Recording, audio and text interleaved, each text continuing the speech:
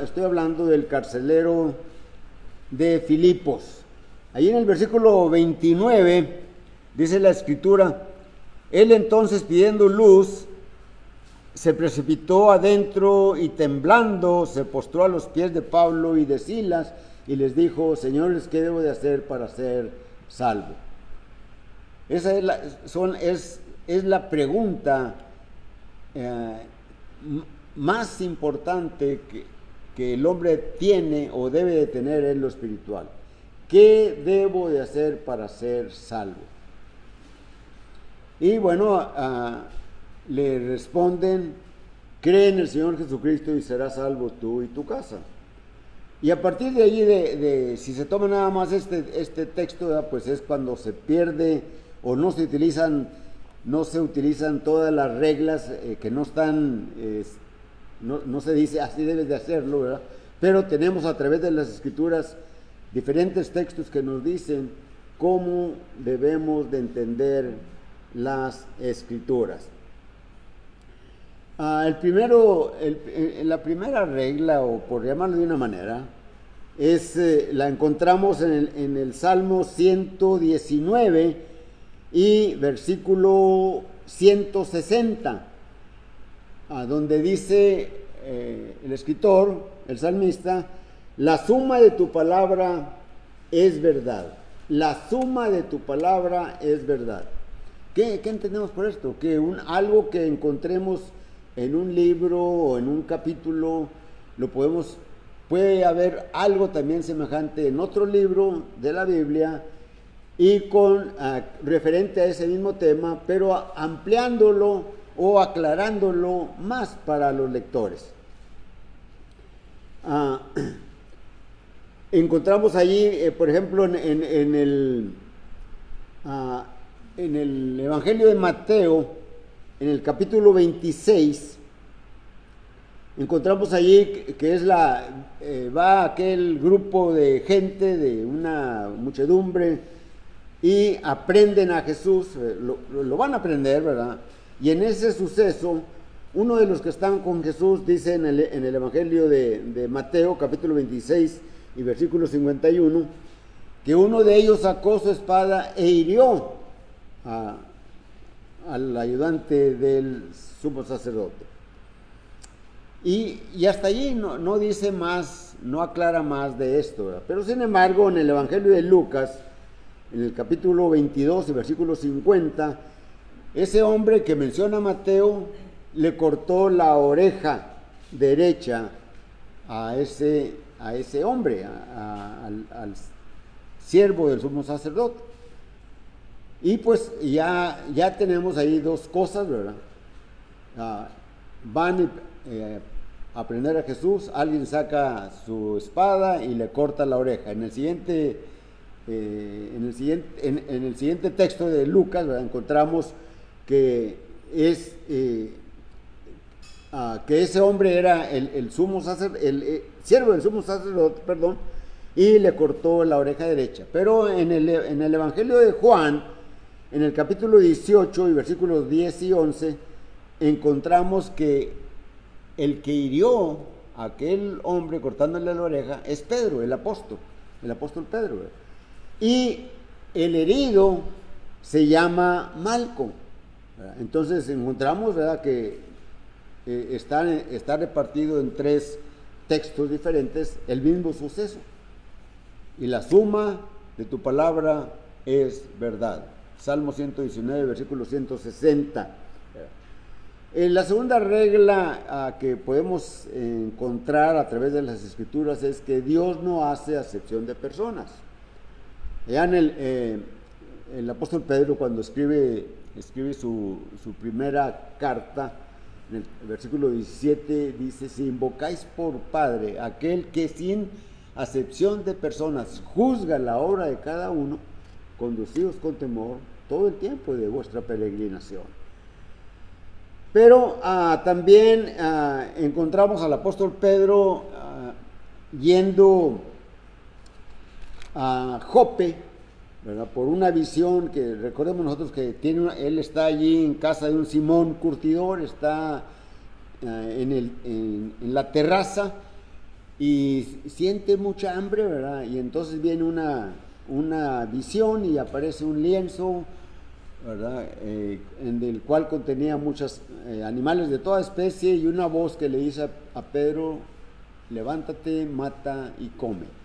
En el capítulo 10 y luego después lo vemos en el capítulo 11 también, del libro de los Hechos. Y Pedro respondiendo, no, Señor, porque ninguna cosa inmunda ha entrado jamás en mi boca. Y se repitió eso 3 veces. Y la respuesta es de que a lo que Dios limpió no le llames tú común. Y Pedro está intrigado porque no sabe a qué se refiere la visión que él ha tenido, ¿verdad? Y qué me quiere decir el Señor. Se le dice también, baja porque 3 hombres te buscan, no dudes de ir con ellos. Pedro baja, lo recibe y se ponen de acuerdo y se van otro día a Jope. Llegan a Jope, ¿verdad? No solamente va Pedro y los 3 que vinieron a buscarle, sino otros 6. En total eran 10 personas. Y cuando Pedro llega, sale el Cornelio, aquel centurión, ¿verdad? Y se inclina ante él y Pedro le dice, levántate, yo también soy hombre como tú, ¿por qué me has hecho venir? Y entonces ya le dice, tú eres el que me vas a decir lo que yo necesito saber. Y entran al aposento o al lugar donde estaban esperándole una gran cantidad de gente, entre soldados, esclavos, siervos, familiares, amistades. Y Pedro, al ver todo eso, dice en el versículo 34, Hechos 10. Entonces Pedro, abriendo la boca, dijo, en verdad comprendo que Dios no hace acepción de personas, versículo 35, sino que en toda nación se agrada del que le teme y hace justicia. Entonces encontramos allí 2 reglas, ¿verdad? La suma de tu palabra es verdad, y la segunda, Dios no hace acepción de personas, pero también una tercera regla, y puede haber más quizás, ¿verdad? Pero con estas 3 que sigamos, o que sigan todos aquellos que predican la palabra del Señor, enseñen la doctrina, enseñen sana doctrina. La tercera regla, por tanto, es no hay que agregar ni hay que quitar nada de la palabra de Dios. No hay que agregar nada a la palabra de Dios. No hay que quitar nada de la palabra de Dios. Allá en Deuteronomio capítulo 4 y versículo 2 dice la Escritura, no añadiréis a la palabra que yo os mando, ni disminuiréis de ella, para que guardéis los mandamientos de Jehová vuestro Dios, que yo os ordeno. En el Apocalipsis, en el capítulo 22 y versículos 18 y 19, dice, a cualquiera pues que le agregue o que le quite primeramente, ¿verdad? También será quitado su nombre del libro de la vida, ¿verdad? Y en el versículo 20, vamos a ver, versículo 10,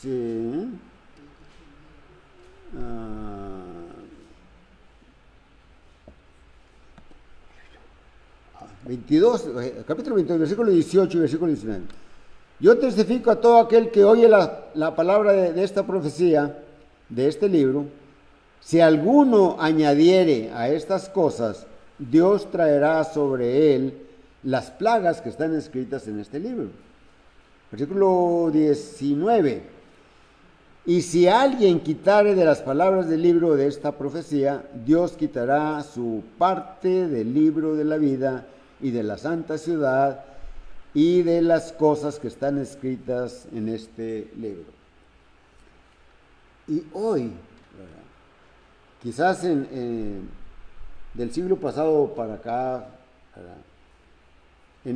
al principios de 1904 por ahí, ¿verdad?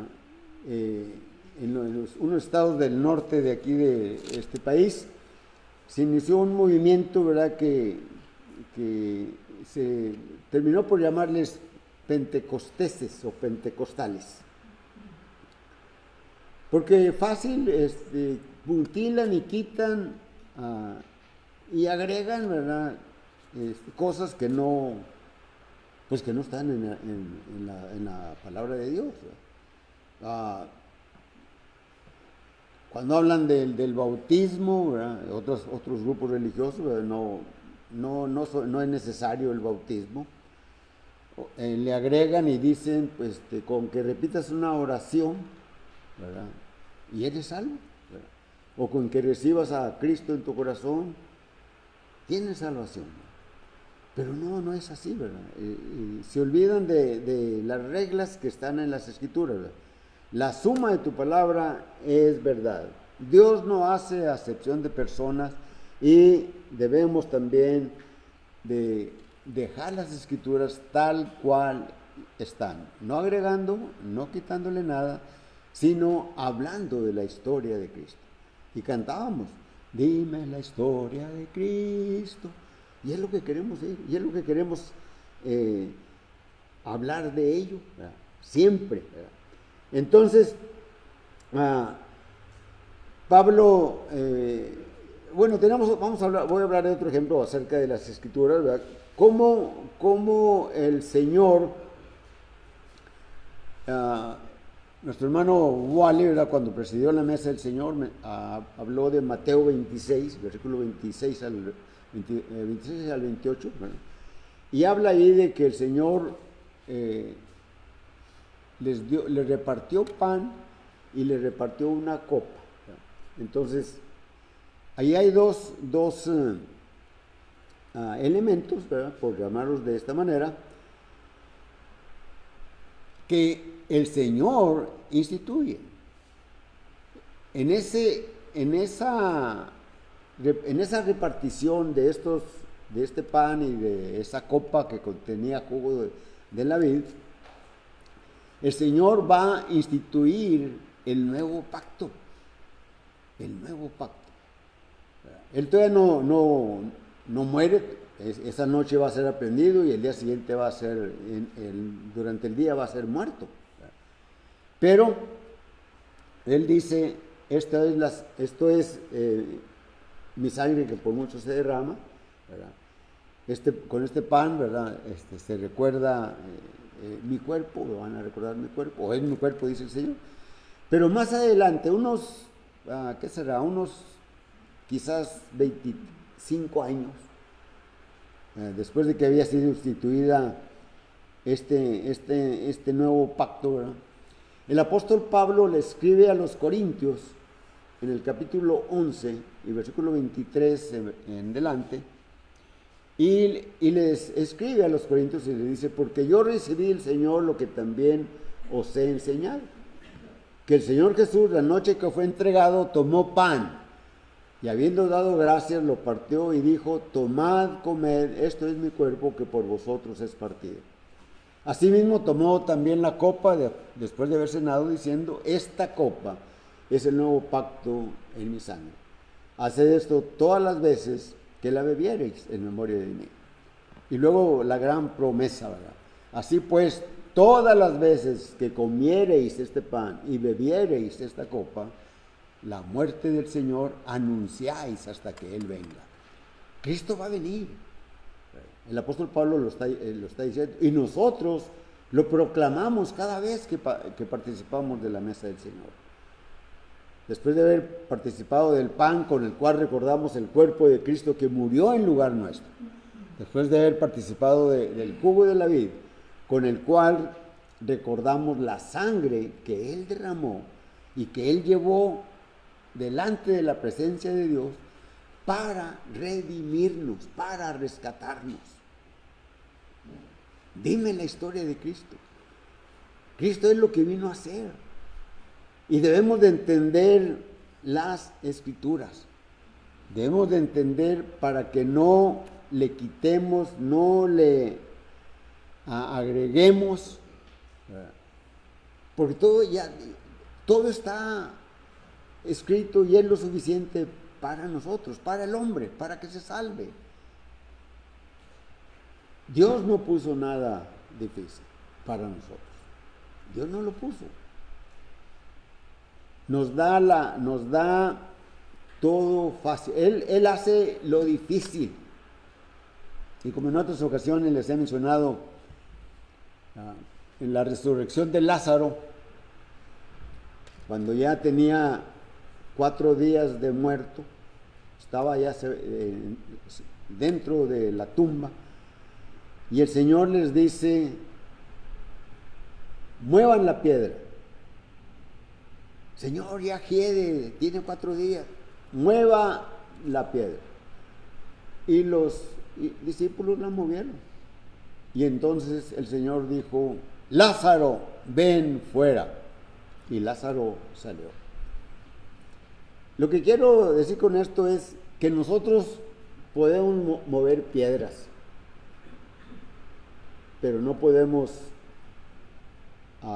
darle vida a nadie. Pero Dios sí puede. Dios nos permite que hablemos de la historia de Cristo. Y aquellos que la obedecen reciben vida. Es como si les dijera: mundo, ven fuera de ese mundo donde te encuentras en un estado de que vas a la condena. Ven, es lo que el Señor está invitando. Entonces, regresando a nuestro tema, ¿verdad? Que es la conversión, ¿verdad?, de el carcelero, ahí en Hechos 16, dice, cuando le pregunta: señores, ¿qué debo de hacer para ser salvo?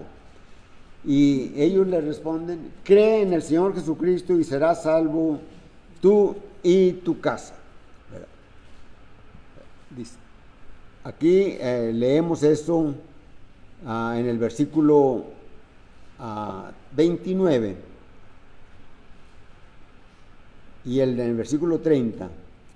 ¿Qué debo hacer para ser salvo? Versículo 31, ellos le dijeron: cree en el Señor Jesucristo y serás salvo tú y tu casa. Creer en Jesucristo es creer en su palabra, es creer en sus enseñanzas, en lo que Él les dijo, les transmitió a sus apóstoles, los cuales la pasaron hasta nosotros. Y esas son las palabras, las enseñanzas de Jesús.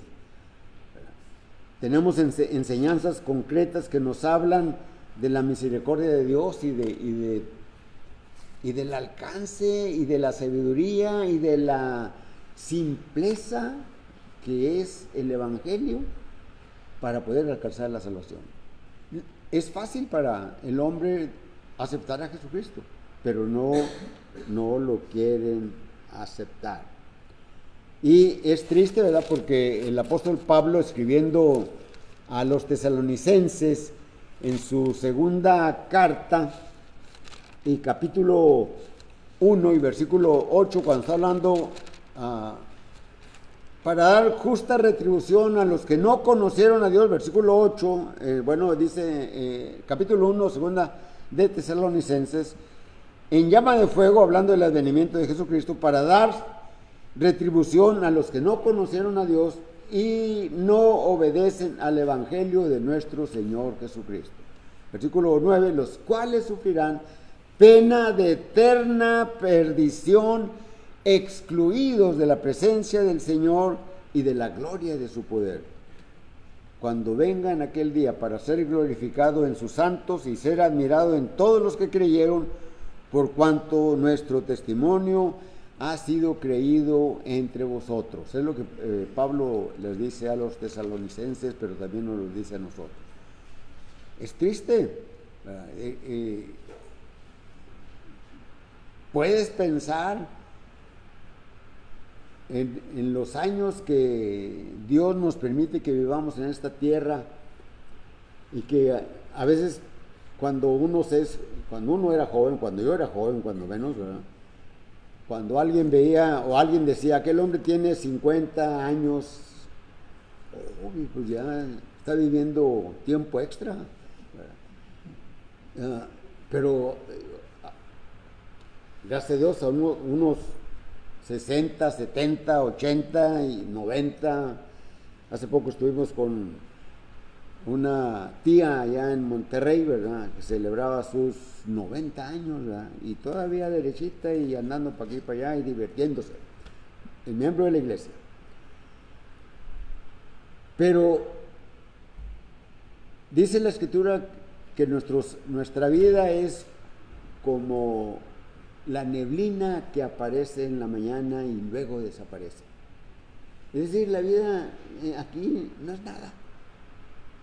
La eternidad es lo que hay que tener en cuenta. ¿Dónde quieres pasar la eternidad? Necesitas entender las Escrituras.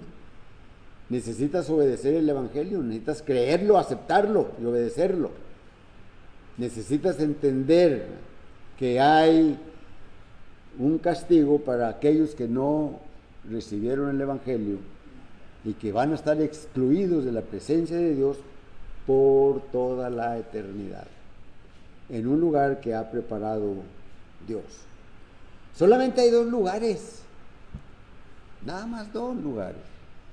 El Señor dirá, venid benditos de mi Padre, a unos, y a otros dirá, apartaos de mí, obradores de maldad.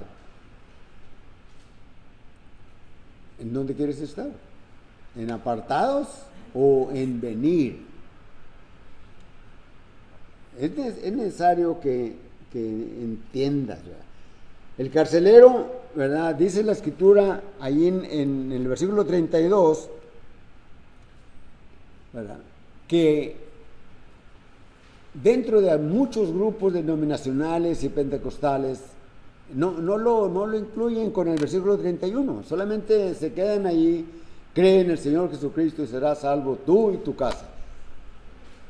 Pero así dice la Escritura, sí, así dice, hay que creer y ya, es todo.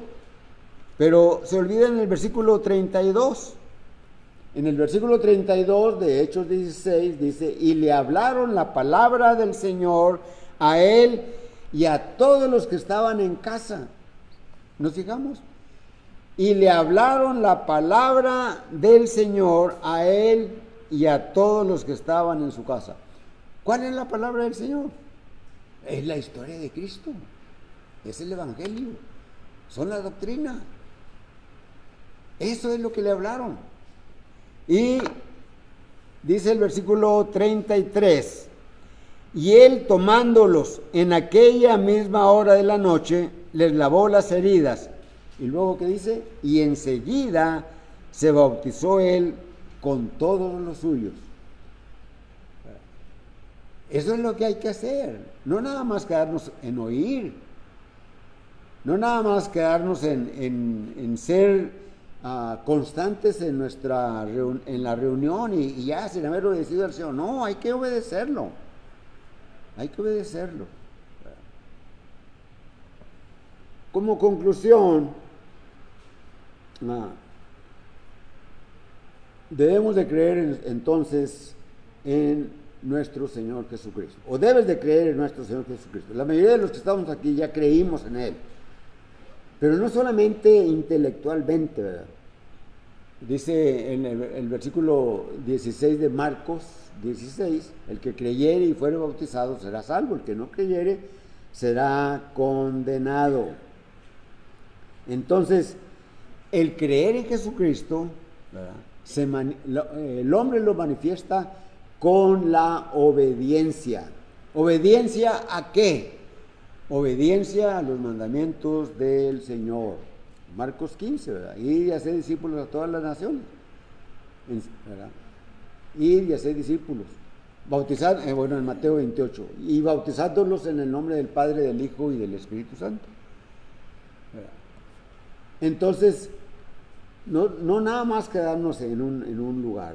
sino que hay que obedecer para manifestar que que tú debes de creer en Jesucristo. Porque como conclusión hay una respuesta, hay algo que el Señor espera. En 2 de Pedro capítulo 3 versículo 10 dice el apóstol Pedro, escribe el apóstol Pedro a las iglesias de Galacia, ¿verdad? En el Ponto, ¿verdad? El Señor no quiere que ninguno perezca, sino que todos procedan al arrepentimiento. El Señor no quiere que ninguno perezca. El Señor tiene... Pero que el Señor quiera que ninguno perezca no significa, entonces yo no voy a perecer si no he obedecido al Señor. Y mucha gente, yo he oído algunos, ¿verdad?, que dicen, si el Señor es amor, no me va a condenar. Él es amor. Entonces, si me condena, entonces no es cierto que Él sea amor. En Juan, capítulo 3 y versículo 16, dice, porque de tal manera amó Dios al mundo que ha dado a su Hijo unigénito para que todo aquel que en Él cree no se pierda, mas tenga vida eterna. Y en el versículo 36 dice, el que cree en el Hijo tiene vida eterna, pero el que rehúsa creer en el Hijo no verá la vida, sino que la ira de Dios está sobre él.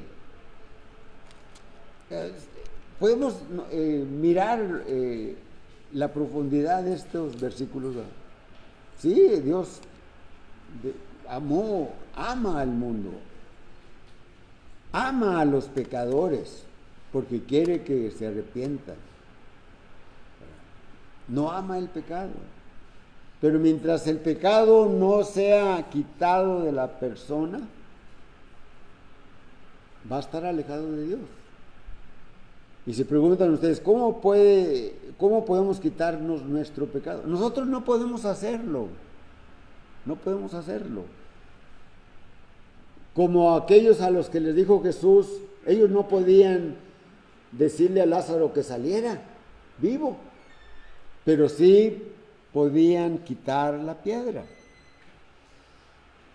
Y el Señor hace lo demás. Lo único que tienes que hacer es aceptar la palabra del Señor.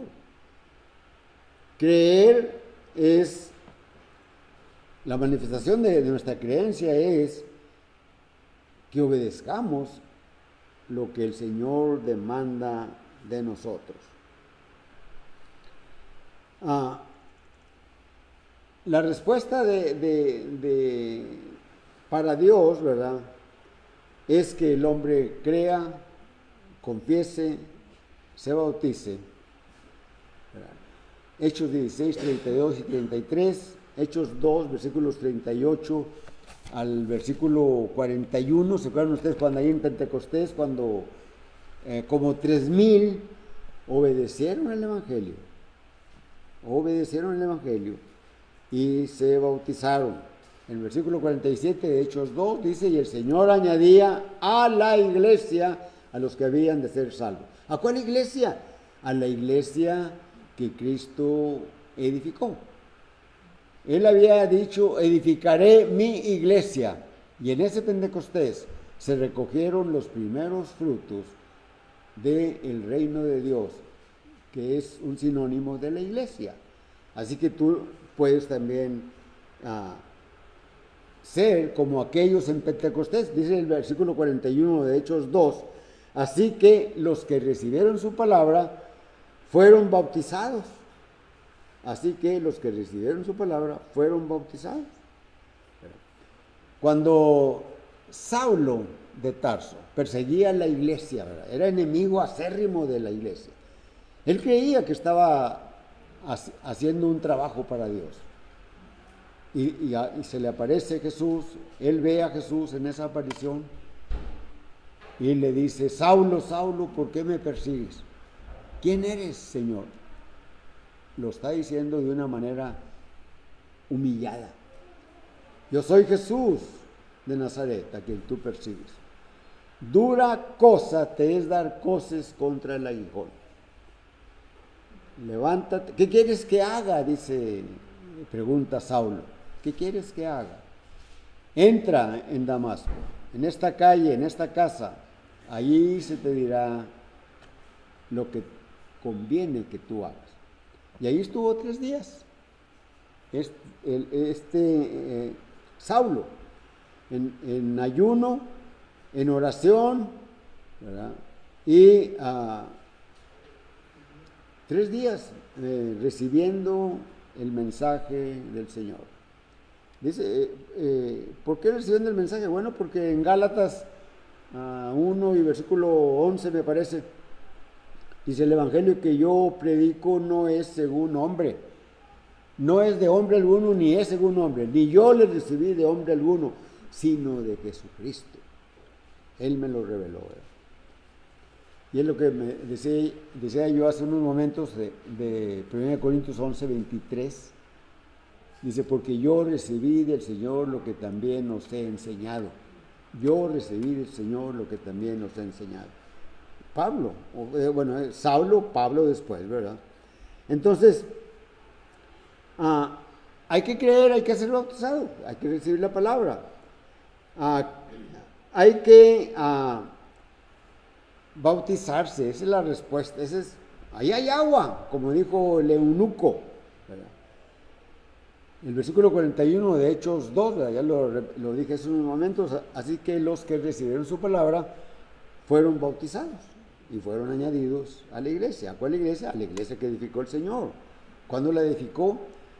Ese día la edificó. Ese día de Pentecostés, después de esa Pascua en la que Él murió. Así que los que respondan al llamado, ¿verdad?, van a estar en paz con Dios.